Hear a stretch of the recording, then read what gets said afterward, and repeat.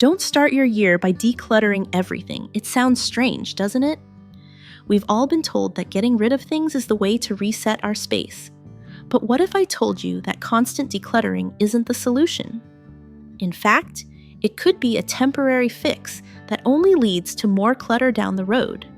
The real issue isn't how much stuff we have, it's about how we manage it. You see, every time I decluttered, I thought I was solving the problem. But the truth is, I kept repeating the same cycle, accumulating more, feeling overwhelmed, then purging again. This pattern doesn't help us address the root cause. So what should we do instead?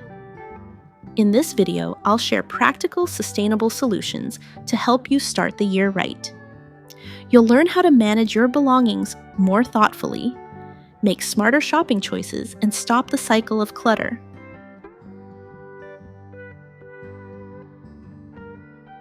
Now let's dive into Start 2026 Right. Starting the year by decluttering your space feels like a fresh start, but it doesn't actually address the underlying issue.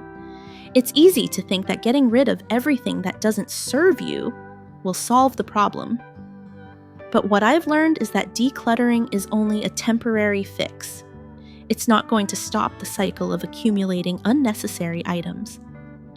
Every time we declutter, we just make space for more stuff to come in, and before we know it, we're back in the same position. For years, I would declutter at the start of each year, hoping that it would bring some sort of clarity or a reset. But what I've realized now is that I wasn't learning anything from this process. Each year, I was starting over, repeating the same cycle, getting overwhelmed, purging, then accumulating more. This cycle prevents us from truly understanding our buying habits and keeps us from being intentional about what we bring into our homes. Rather than continuing to declutter year after year, I've started focusing on how to minimize the accumulation of unnecessary things in the first place. It's about being more conscious of what I buy and why I buy it, which helps me maintain a cleaner space in a more sustainable way. This mindset shift has been life-changing. Now, instead of starting the year by decluttering, I start by reducing the impulse to buy things I don't need. And don't miss tomorrow's video. I'll be sharing some useful life hacks that will help you stay organized and focused without the constant cycle of decluttering. It's definitely something you'll find helpful. Now that we've explored how decluttering isn't the solution, let's focus on a smarter way to keep our space organized from the start.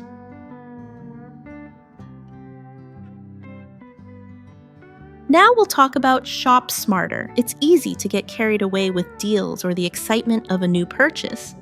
But I've learned that the real solution to preventing clutter starts long before you ever get to decluttering. It's about improving how we shop and making more mindful decisions. First, I've realized that I need to always check if I truly need an item before buying it. It's easy to get caught up in the moment, but I now make it a habit to ask myself, do I really need this right now? If the answer is no, I move on. This simple question has helped me avoid unnecessary purchases and keep my space more organized. I also found that planning my shopping ahead of time makes a big difference. For example, instead of casually buying items just because they catch my eye, I now make a list of what I truly need. Whether it's clothes, household items, or food, having a clear plan helps me stay focused and avoid buying things I don't actually need. Another important lesson has been learning to control my emotions when I shop. I used to buy things simply because they were on sale or because I felt a sudden desire for something new. Now I take a moment to pause and think, am I buying this because I genuinely want or need it, or is it just a temporary feeling? This small shift in mindset has prevented me from accumulating things that don't serve me long term. I no longer let the allure of a shiny, new object trick me into buying it. I take time to evaluate how useful an item will be in my life and whether it aligns with my current needs. This conscious approach has made a huge difference in reducing clutter and keeping my home organized. Taking control of our shopping starts with being mindful of what we buy. But even with the best intentions, a budget can help keep us on track.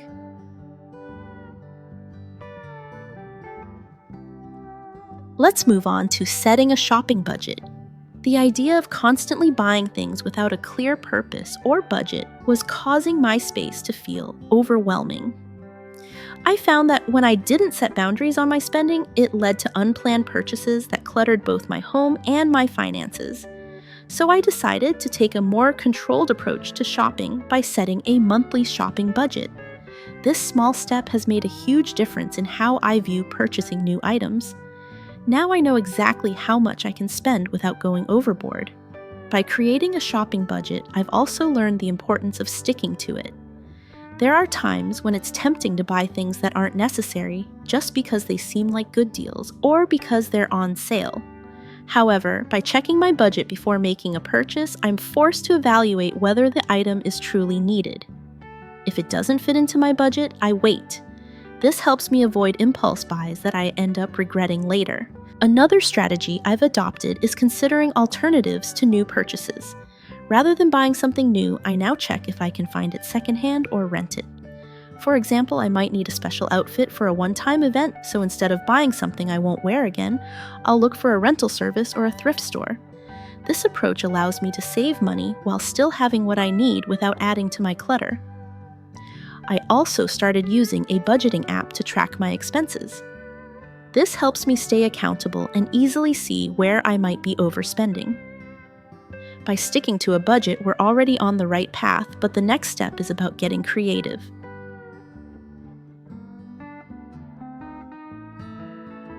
Next up, we're going to discuss reusing and repurposing. For years, I found myself getting caught up in the idea that in order to stay organized, I needed to get rid of everything I no longer used. But now I realize that it's not about getting rid of things. It's about finding ways to breathe new life into the items I already own. Take clothes, for example. Instead of throwing out pieces that I don't wear anymore, I started experimenting with changing their style.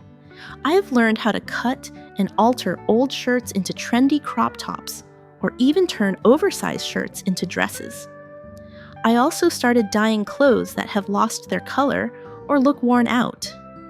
With just a bit of creativity, I can transform a once-forgotten piece into something I now love to wear. This method not only saves money, but also prevents me from needing to constantly buy new clothes. Makeup is another area where I've embraced creativity. Instead of buying new products when I'm bored with my current collection, I look for new ways to use what I already have. For example, I recently realized I could use my eyeshadow as eyeliner to create a softer look. This small change made me feel like I had a whole new product without actually spending money on one. It's a simple but effective way to refresh your routine without the clutter of excess products. In my home, I started experimenting with using older items in new ways. I took old vases, jars, and containers and repurposed them as decorative storage. Mixing and matching old pieces of furniture with new ones also helped me create a fresh feel in my home without buying new items. It's amazing how a little creativity can make even the most ordinary items feel exciting again. Even accessories can be given a new life. I began using old necklaces and bracelets to create unique pieces that fit my current style.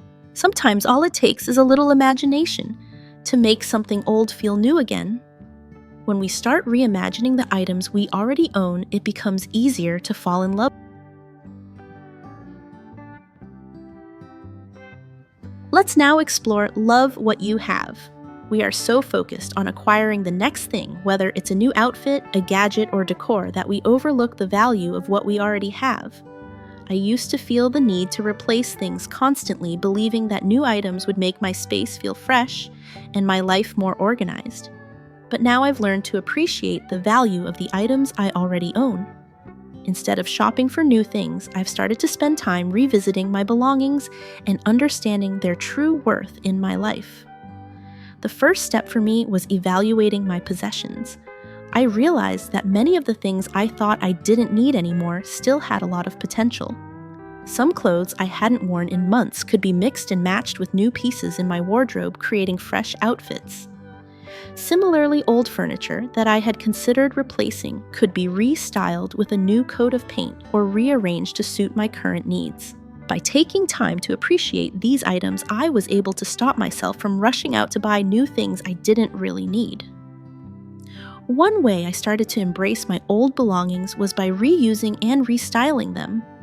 For example, I began experimenting with clothes I hadn't worn in a while, mixing them in new ways to create different looks. It was like having a new wardrobe without spending a penny. This helped me shift my mindset from constantly seeking newness to finding satisfaction and creativity in what I already had. Comfort has also been a big part of my journey. I took a closer look at items I used regularly, whether it was a favorite sweater, a pair of shoes, or kitchen tools, and noticed how much they added to my daily comfort and convenience.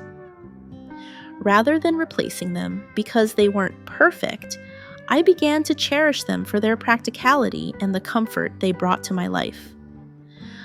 Ultimately, the key has been to develop the habit of reusing what I already have. I no longer feel the urge to replace things immediately. Instead, I've learned to find ways to continue using them, whether it's by making small improvements or simply giving them another chance in my daily routine. This approach has not only helped me avoid clutter, but also made me feel more content with what I already have.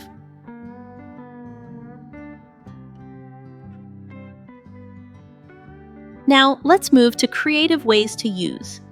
One of the things I did was explore new ways to wear the clothes I already own. For example, I experimented with wearing my shirts backwards to create a new neckline, or turned an oversized shirt into a dress.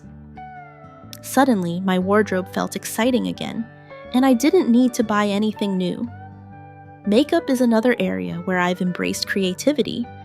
Instead of buying more products when I'm bored with my collection, I've started using items in multiple ways. For instance, I discovered that my eyeshadow can double as eyeliner, and a highlighter can work as a subtle eyeshadow. This small shift not only makes my routine more fun, but it also reduces the need for excess makeup. Another way I've avoided clutter is by mixing and matching my old clothes with new pieces to create fresh outfits. I've stopped thinking that I need to buy something new every time I want a new look. By blending old and new items, I've been able to create unique outfits that feel like me without adding more to my closet. I've also started reusing accessories in new ways, like turning a bracelet into a hair accessory. This creative approach has given me a whole new perspective on my possessions and helped me stay organized while still feeling stylish.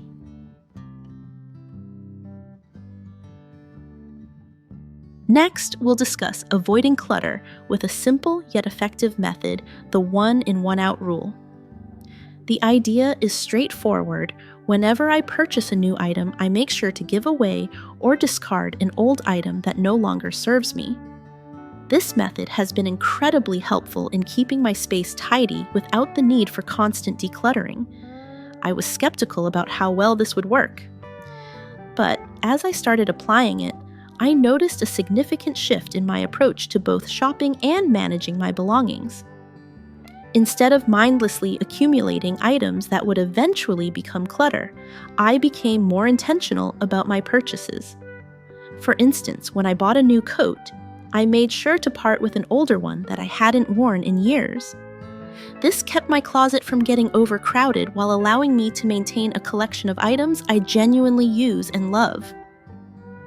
The beauty of this rule is that it also helps limit unnecessary accumulation. By making sure that for every new item something old leaves my home, I've learned to evaluate what I truly need before making a purchase. It has encouraged me to think twice before buying, ensuring that I only acquire things that truly add value to my life. This practice not only helps me maintain a more organized living space, but also creates a sense of peace and comfort in my home. Knowing that I'm not constantly surrounded by items I don't need has allowed me to feel more relaxed and clear-headed. Now that we've discussed ways to avoid clutter, let's take it a step further by focusing on investing in fewer but better quality items.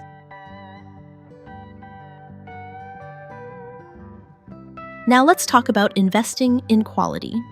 When I started to rethink my shopping habits, I focused on purchasing items that were durable and versatile.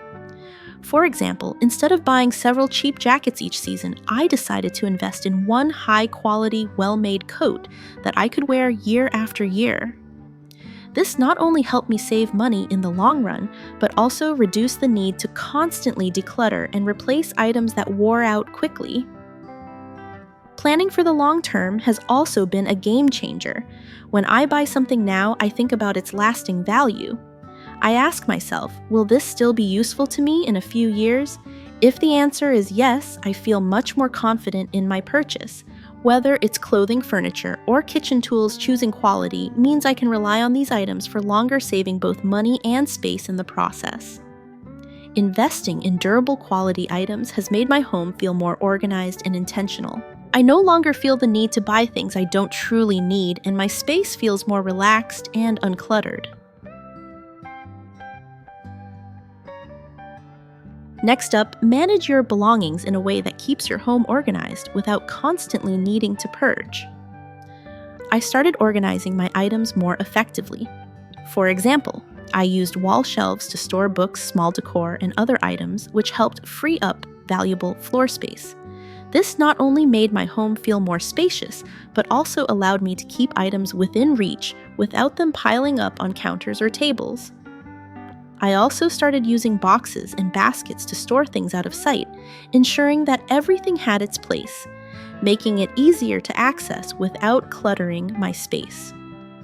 Keeping my living space comfortable and functional is a priority for me. An organized home creates a calm environment where I can relax and focus rather than feel overwhelmed by disorganized clutter. When I began spending time carefully reevaluating the way I stored things, I realized that there's no need to get rid of things I still use. It's about making my belongings fit into my space more efficiently, so everything is tidy without needing to throw things out. The goal is to make your home a peaceful place by managing your things with intention. Through small organizational tweaks like using hooks for bags, installing shelves for extra storage, or keeping everyday items in drawers or containers, I've been able to create a space that feels welcoming without constantly needing to declutter.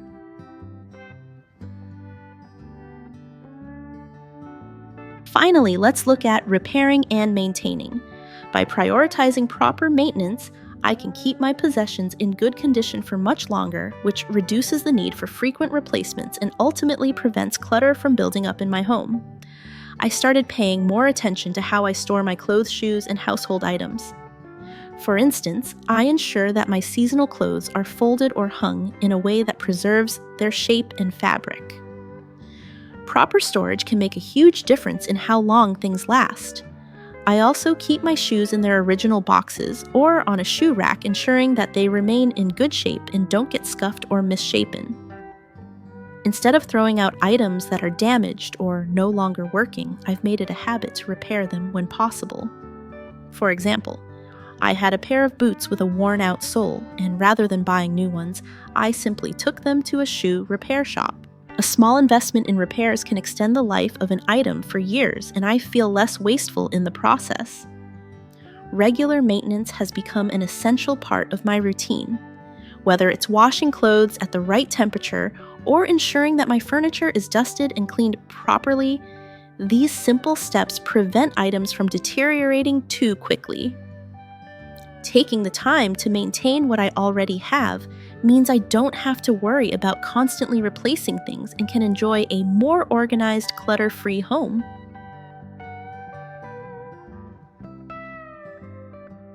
Tackling clutter doesn't have to mean getting rid of everything at the start of the year. It's about being mindful of what we buy, how we manage our space, and how we maintain what we already own. By shifting our focus to these thoughtful practices, we can create a home that feels calm and organized without constantly purging items. As we enter 2026, I'll be here with you offering simple yet effective strategies to keep your home clutter-free. Don't worry, I've got your back, and you'll find everything you need here to start this year off right. I also have a video coming up with some simple practical life hacks that will help you stay organized and save time. Definitely don't miss it. It's packed with tips that can make a big difference in your day-to-day life. If you found this video helpful, please like, share, and subscribe. Share these useful tips with your friends and family so we can all make 2026 a year of thoughtful living and less clutter.